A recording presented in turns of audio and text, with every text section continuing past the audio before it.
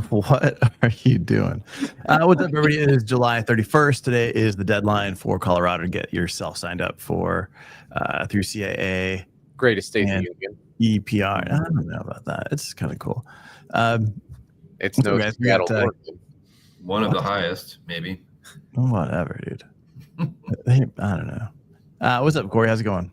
All good here. How are you? I'm good, man. We've got a guest coming up here. We got Paul Kearns coming up in a second. Adam, pretty stoked to talk about EPR. What do you got going on? You know, just thinking about like the state of Colorado.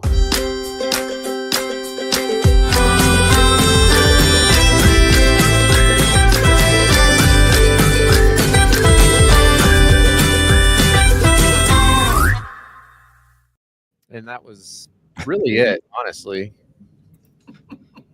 All right. So thanks a lot. Back to you, Avelio. Thanks, Adam. It's just so good to cut you off. It's like my favorite part of the day. Today we got Paul. You know who else feels that way? Everybody driving on the 215 in Utah. Boom. I'll be here all week. Hey, Paul. All right. Good morning, everybody. It's great to be here. Thanks, Paul. So let's do a quick intro, Paul. Who you are and what you do. We'll first, I want to say, Avelio, you wouldn't believe how many times people have said that they watched that podcast that we did a few months back. I mean, I guess people found it very informative. But so I'm Paul. I've been in packaging for a long time, probably as long as the rest of you guys on this call. Experience in both flexible and rigid and plastics and papers and everything else, but most of my time's been spent in packaging sustainability. And a few months back, I had a difference of opinion with the organization I was with, so it was time to step out, and I formed Peerless Group LLC. And so at Peerless Group, we believe that there is a future when packaging is sustainable, and so it's our job to help you get there as effectively and efficiently as possible. And so we cover all the bases. But today, and what's on most people's minds is this topic of how do I comply with packaging EPR and what do I do to lower my fees? So I think we're going to have a great conversation today. Paul, I have a very important question. Are you like a razor guy, or do you do the head shaving thing? This is what Actually, I use the electric clippers right now. So I put it down as low as I can and use the electric clippers. I haven't tried the razor yet. I just go razor, shower razor. That's how I roll. Okay. I thought you did I thought you did the Pitbull thing. Yeah. I mean, I did until I tried to make the videos, trying to get them to, give me like some fun sponsorship stuff, and they were like, no thanks. Fine then. I'll go back to my Mach 3. The crazy part is we get older. The hair moves from where we want it to every place we don't want it, right? Oh yeah. I have an ear shaver now. I'm like shaving my ear hair ears, nose, back, everything. It's like, best show yet. Oh yeah. We're killing it. Best show yet. Absolutely crushing the Packaging Today show, talking about, because hair is really human packaging also. That's right. Yeah. That's right. Yeah. What do you lose? Like I say, they lose 100 hairs a day or something like that. I don't know. Mine left a long time ago. Speaking of EPR, the shower drain doesn't get clogged anymore, right? So speaking of bald, EPR. Back to you, Avelio. Back to you, all right, so real quick, we've got a little sidetrack there. Getting back on EPR. Let's start with I know nothing. So what is EPR? Avelio knows nothing. Clip it. Let's just start off by saying it's a policy tool. And in terms of a policy tool, what they're trying to do, these states or whomever's passing these laws, is say, I want to hold the producers responsible for the packaging that they put in the market. And if you think about it, we've had a situation a long time where we've tried to recycle. And this recycling system in this country was probably set up back in the 60s or the 70s. Do you remember back then, like we used to like take newspapers and roll them up and burn them because it was, considered to be a way to use that as a resource to heat? Well, that's the time that they set up the recycling system. And recycling was, we had paper, we had some metals, we had glass. There were virtually no plastics in packaging back then. And over the course of the decades, this system was funded by municipalities. Taxpayers were paying the bill. So what we ended up with was this recycling system that had one goal, and that is to minimize what goes to the landfill. And that's a good goal, but it's not the complete picture, right? So we were collecting paper, we were collecting glass, we were collecting aluminum. Nobody was making any money. In fact, it was a real drain on the taxpayers to fund these systems. And so you hear the stories about stuff sitting out and not just collecting dust or being sent off somewhere else. It's because the economics of this whole recycling system were broken. So in order to get the producers aligned and responsible for the packaging that they put in the market and the cost that it takes to manage that packaging waste, the EPR laws came along. And one fundamental thing that EPR does is now it puts the onus on the producer to take accountability for what they put in the market. The producer will pay fees based upon how easy it is to recycle that packaging and what value that can be obtained when they go and they sell that recycled material to a recycler. So, you look at these fees and they're all different numbers in there. Well, that's because it is based upon principally those two factors. So producers can now say, hey, if I want to lower my EPR fees, I need to change this. Or if they're in an industry where maybe it makes sense to have reusable packaging, which has 0 EPR fees, then they need to get together with their retailer partners, their competitors and things, and find those solutions that work. So EPR changes the dynamic. And the thing is that you can't ignore it. We've got 7 states with EPR laws now. We've got 9 provinces in Canada with EPR laws. We've got EPR laws in the entire European Union and the UK. Mm-hmm. And there's EPR laws all over the globe. Japan and Korea have EPR laws. Australia will have EPR laws soon. So, wherever you do business, this is going to be the way forward. It's not perfect. It's not uniform. It's not homogeneous, but everything's headed in the same direction. There's just little nuances in that you got to pay attention to. So if we look at some of all right, so the EPR laws are existing everywhere. That's just new to the U.S. So where have they had EPR laws the longest? I think it's Germany.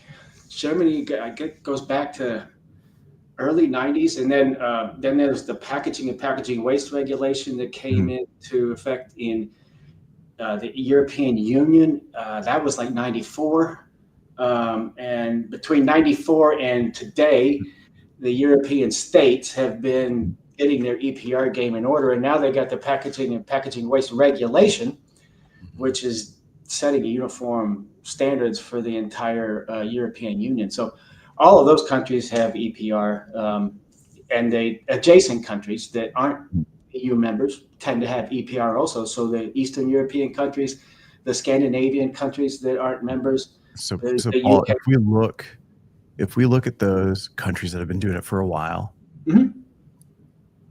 where does that could be a North Star for the US if that's the way that it works there, and it's been doing it for a while. We'll probably kind of go through the same evolution at some point, hopefully, and bring everything together. But would you say that those consumers in these countries are funding this? Because the big thing is that we don't want to pass these fees to the consumer, but if we look at these countries where it's been happening, are the consumers feeling it? I think there's no doubt that the consumers are paying for it. Businesses tend to pass on their costs in the price for their products. So it's not a huge cost. What is it? Maybe a penny or two per package. It's not an astronomical amount, but there is evidence out there, especially out of the EU, that over the course of the time they've been dealing with EPR, that they have gotten those recycle rates up They might not be exactly where they are, but I mean, you're talking 70 to 80% Yeah, of big what goes improvement. in the market is getting recycled. Our number is below 30. Yeah. Um, Yeah, well said. and Paul, have you they seen have any successful? they Have you quantified seen the any? cost. Have you seen any successful reusable packaging programs put into place yet by any of your clients or any? I think that's something a lot of our listeners are interested in. Yeah, so reuse it's a challenge, right? I mean, it's a challenge because you have to change the consumer behavior. It's a challenge because the consumer doesn't necessarily want to be locked into one choice. Mhm. But with that, there have been some trials, lots of trials. I Yeah. wouldn't say anything is totally commercial yet. Unilever is one of the ones that's been leading the way in their detergent segments. So you'll find that they've done a lot of trials throughout Europe and in Asia. Then you've got some interesting things going on right now with some retailers, right? So retailers like Aldi's and Lidl's, because they own their own infrastructure, they own their own brands, they're pushing ahead. You can get in Europe, you could get the detergent products in reusables at Lidl's. So and it's not going to be like across all categories either. I think that detergent aisle, personal care aisles in the stores, those are ones that really make a lot of sense, but it's going to take collaboration. It's going to take the industry players, especially the competitors, to come together and think, how can I devise a solution that I can go and sell to Walmart? Yep. Because Walmart does not want 25 different machines in their stores for all the different brands that they have in the personal care aisle. So how do you do that? Can I jump in here and ask, I want to get to Chris's question, but I think Tom brings up a really interesting point because you started off talking about, how it was the taxpayer, but no one was making any money. And so now we're going to put the burden back on the producers, which is, we're admitting, is pretty much just going back onto the consumers. I think the key difference here, to Tom's point, is that it's no longer a broad tax that's on everybody. Like, everybody doesn't have to pay the EPR fee. You can choose to not buy the product. So if you are looking at a product and the cost increases and you go, I don't like this price increase. Now, as a consumer, you can choose whether or not you want to participate in that, right? You can go try to find a reuse model. You could go to a farmer's market if you wanted to. So I think the point of EPR, yes, it is a money grab. That's literally what it is. Exactly. It's taking money from the brands that they can then choose to pass on to a consumer or not pass on to a consumer. Yeah. Right. So and then that money is hopefully funneling into infrastructure for recycling. So I when it's like, this is a money grab, this is a tax, it's like, that's literally what it is. It's not bad. They're not trying to hide it. It's just that Right. It's not a broad tax on They're a being consumer. public about it. Right. Yeah. And I would say one thing, though, is that the difference now is that a brand can make conscious decisions about their packaging that will lower their costs. It's not all about the purchase price anymore. It's about the total cost of packaging all the way through to that end of life EPR fee. So a brand can say, hey, maybe I want to up my recycled content, and maybe that saves me a penny or two on my EPR fees. And they can try to pass that along. I mean, is it going to make a big difference to the consumer? Probably not. But the reuse part could.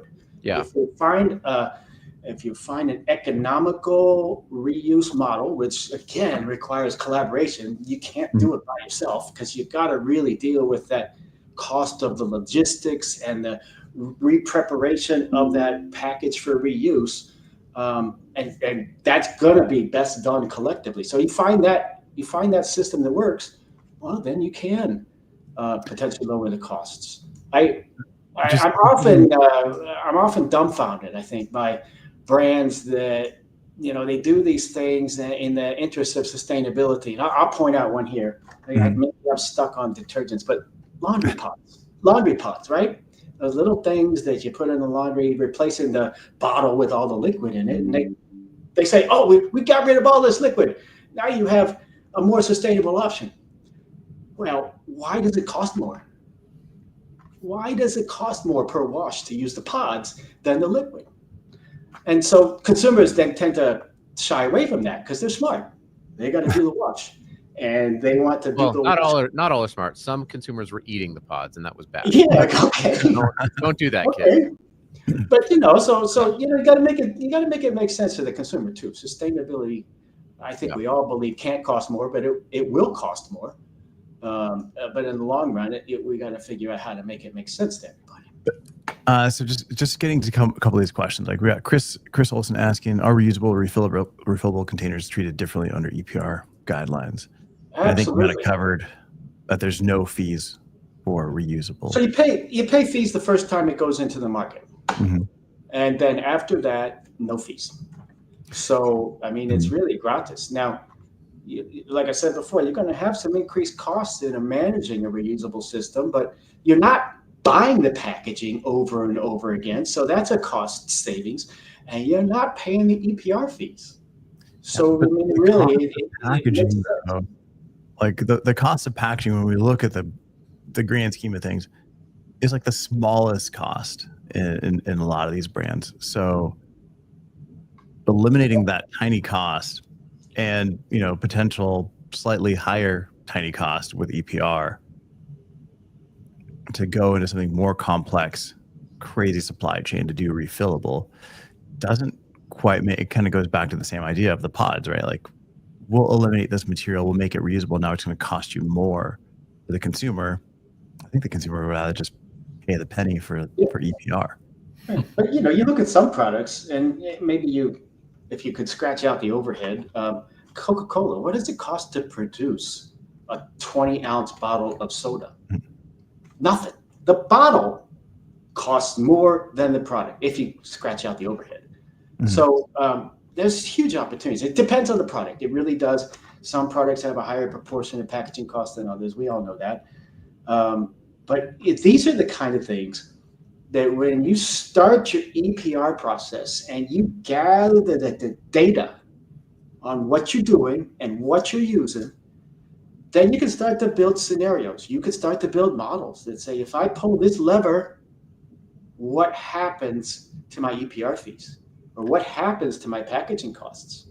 So that's, many brands have not been paying that much attention to packaging because they just, thought it was a cost. Well, now they have to pay more attention to it, and now it becomes an opportunity. It becomes an opportunity to delight your consumers. There are a lot of people out there that want reusables, and it becomes an opportunity to save on your total packaging costs. So I got a question here. We're looking at John McGee's question or comment here, and some of the other questions that we've had. It's not John. Why did you just shorten his name? It says Jonathan McGee. Hey, you can't just.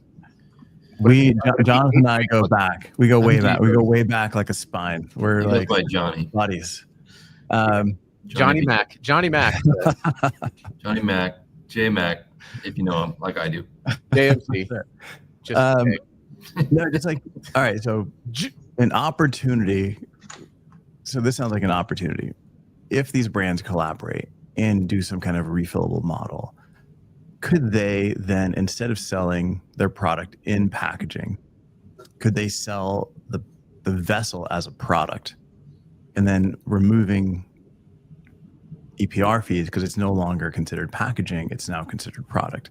So the gallon jug of Tide or whatever, like if they're selling a new reusable jug as a standalone product, does that then eliminate the category of packaging? Well, I mean, I think you could take water bottles maybe as an example of that, right? We've been marketed these reusable water bottles for decades now to replace the single-use PET bottles, or in some cases, maybe they're glass. So I think it's a whole category. It is not packaging, though. It's a product. So it potentially could eliminate the single-use items.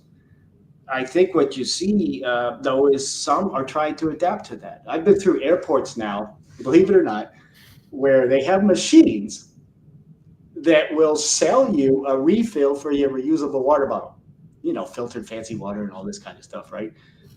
So rather than go to the tap they have a machine there to refill your water bottle, but Yeah. you got to pay for it. So yeah, I mean, there are opportunities to do that. I think that the brands though are going to really want to try to maintain some connection with their consumer, and this whole reuse refill model really can enhance that quite a bit, because they're going to be selling them on a system. They're going to be tracking that bottle every time it comes back in to be refilled. So I think that there's opportunities, great opportunities in that category that I think people are just now starting to pay attention to. Hey, Corey, I think you had to take off maybe a bit early, so I want to give you maybe a chance to follow up and ask any questions, because I think you had to leave early, right? Maybe. Yeah, I gotta leave here in about 4 minutes. I'm really excited about what you're talking about, Paul. I think the future of sustainable packaging will include a lot of reusable packaging and refill systems. We call it pre-competition collaboration, and I think that's where companies need to kind of bite the bullet ahead of time and say, hey, what if we work together? What if we had the same bottle, the same form factor, and we could refill it at stations? They've done studies where if there's a Coke machine and a Pepsi machine, they both sell more because people like to have that choice. And I think maybe this is something that we can look at for detergents and lotions and all kinds of different things in store. For sure. I think we're going to see a lot more standardization on the packaging, how it shaped, the size of it. Maybe the branding will still be different, but all of that stuff, as we move towards more circularity, needs to be streamlined.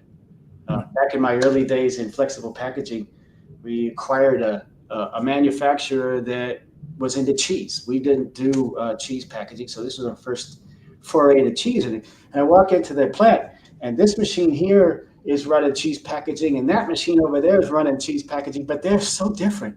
One's doing adhesive lamination, the other one's doing extrusion lamination. I say, what's with all this? How do we know what the material is so that we can recycle it? Well, that's what we're getting to with EPR now.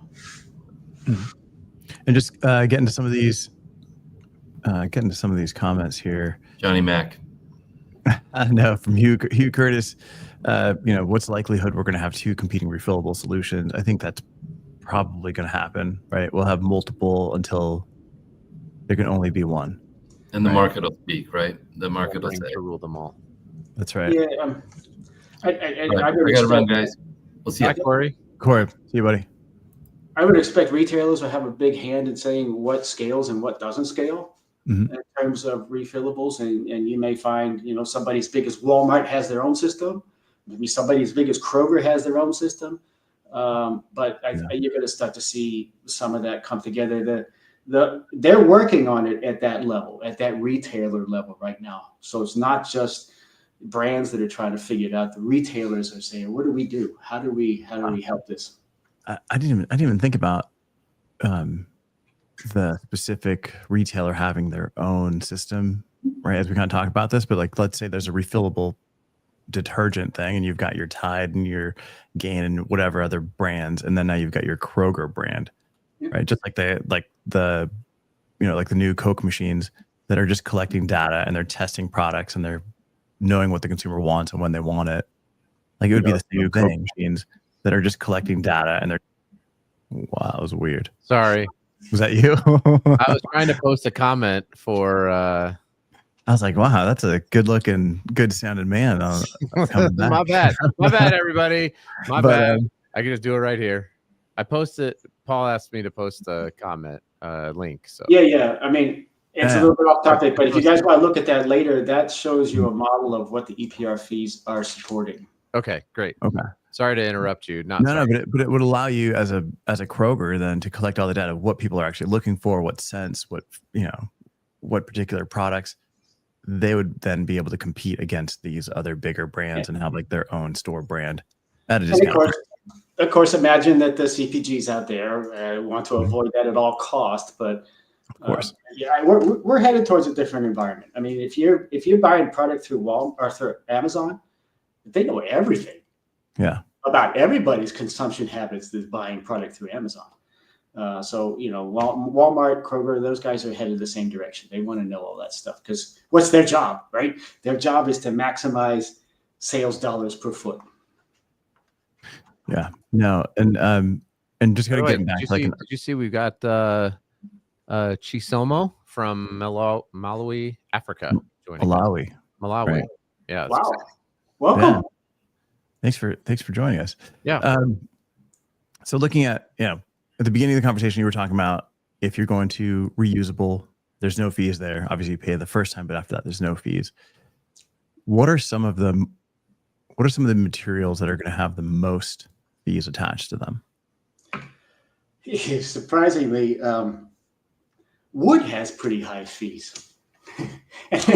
Poor people that have to use wood bracing and things with their product were astounded when they put their numbers in for Oregon. Wood has fairly high fees. Now pallets are excluded, but if you have things like bracing or some sort of other crate, maybe all of that stuff is covered by EPR. Well, in general, the things that are going to be the hardest to recycle and in the lowest volume and generate the least value are going to have the highest fees. So what we see is plastics like EPS, expanded polystyrene. This is the foam cups, containers. Those fees are way up there. Why? Because we all know you got to collect an awful lot of those packages to make a pound of material. Mm-hmm. And that whole recycle system, from the time it's sold as a bale to the time it's made into a new product, operates on volume. So if you have to have a whole truckload to make a pound, you're going to have high fees. And then there's the value side. What can they use the material for? Again, in plastics, if you could go to clear or you can go to white in your packaging, that's going to have a higher value than any other color. Yep. Period. So you will have lower fees. And you'll notice in the States, they all want to know, is this a clear or natural plastic, or is it a pigmented or colored plastic? And that's why. And then I think one of the things that was surprising when the numbers came back from Oregon was that there was more plastics that were reported than they expected and less paper. And so that meant that plastics fees came down from the original estimates because of volume, and paper fees went up. And you think paper fees went from 1 cent a pound to 4 cents a pound. This sticking in my mind because we were working with a major retailer that sells a lot of copier paper. And that was a huge impact to their EPR numbers, hundreds of thousands of dollars from that one little move. So this comes back to the question about making sure that the data is accurate, because the fees are based on the data. But we're going to see that. Is that data coming from, I think this is the importance on why brands need to sign up and submit their data, right? Because you're saying the data that came into Oregon was X. They thought it was going to be Y. Therefore, the fees changed. But not every brand was submitting their data. So the fee structure changed based on what was the most complete data for Oregon, which again, Colorado is due today. So make sure that you get your data, or at least you get, I think it's signed up today. Or do you have to? No, the report's due today. Reports are due today. Everybody, if you're like me in college, get some coffee, get some Locked Home coffee, put on your speed stick deodorant, and start working late into the night. But is that just because people aren't reporting enough data, and so it's skewing what the fee structures are? Yeah, exactly. And we got a couple more minutes. So when these programs are set up, they do what's called a needs assessment. Some consultants come in, they try to figure out how much is in the system in the state. And the initial fees are based upon that needs assessment, because CAA has to put together a budget. And the budget's going to be driven by those volumes of the different materials. So then they say, okay, that means that this material is 29 cents a pound, and this one's 44 cents a pound, whatever it might be. When they got those numbers in and they went back and they ran them through their model again, they found they had more volume in some cases and less volumes in others, probably due to underreporting and probably due to just some bad estimating. There's all kinds of factors in it. That's why I think over the course of the next 4 or 5 years, you're going to see these fees move around quite a bit. as we get more and more producers in there, and producers start to get aligned with EPR and make changes. So, hey, Paul, I got to bounce. I'm going to let you and Avelio wrap up the show. But this has been super helpful. One thing, thanks, I would go grab EPR list group. That'll be EPRlistgroup.com would be a great domain for you. But you can. I've already got. All right, EPR list group. Yeah. Anyway, it was great. It was great to meet you, everyone. Definitely go check out Paul. But Avelio, I'll let you guys wrap up here. Well, thanks a lot, Adam. Have a good. I gotta make like a dryer sheet and bounce. Well, thanks so much for being on here, Paul. I think, again, there's so many questions around EPR and brands not even understanding where to start. And then it's like, well, you should sign up for CAA, but brands are like, well, I don't want to get started yet, or they don't even have a group to get started. They've got legal teams that have to review everything, and things take long. But at the end of the day, if you're selling into any of these states, if your products are moving into these states, you just have to get started. Exactly. You don't want them coming after you. But will they come after you? Eventually. There's money there, right? They're going to come get it. Yeah, it's either going to be the PRO or it's going to be the state, depending upon who gets to you first. Got it. So here, what 2 quick things, right? September, you have to get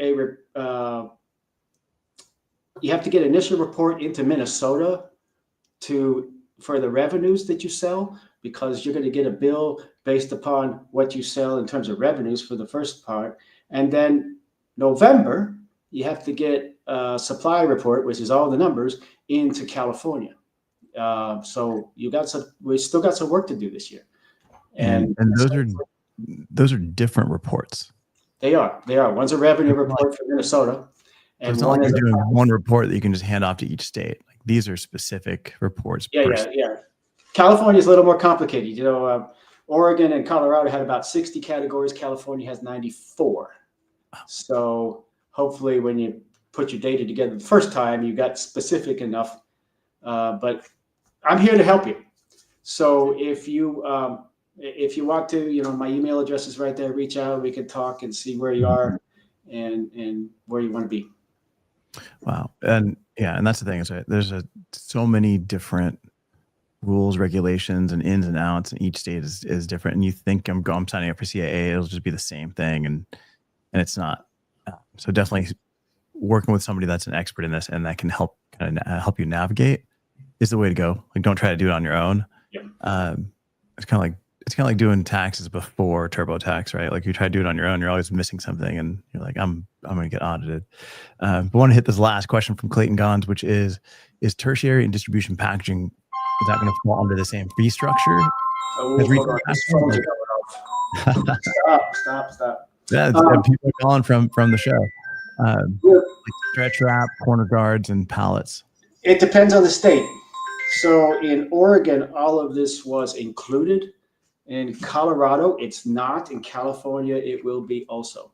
So it depends on the state. In general, pallets and things are not included, but boxes, corner guards, stretch wrap, so on will be. And there is a whole nother opportunity there for reusables, right? We don't have to have all that stuff. You could put it in a reusable plastic crate and send it out that way. So think about that. So if I'm shipping a bunch of stuff in master cartons, that's the packaging, the B2B packaging. Could I essentially create a bulk pallet-sized plastic reusable crate that I load up with all the same master cartons inside, and now the packaging becomes that reusable thing? Exactly. And that packaging would not be subject to EPR fees, and you wouldn't have to repurchase it every time, and you could put it in a pooling system so that it goes from your receiving dock to the receiving dock next door. It doesn't have to get shipped all the way back somewhere. There's an outfit called CHEP, C-H-E-P, that's been doing this for a long time. In the automotive industry, they do this day in and day out. And so it's a definite opportunity. In terms of what you will see in the grocery store that's in this kind of packaging, think of milk. The milk is in those plastic crates. Produce is that way. and hopefully we'll start to see some more go that way in the future. Amazing.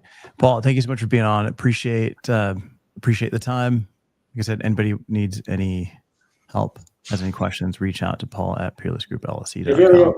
Thank you for the invitation. Join you anytime. Absolutely.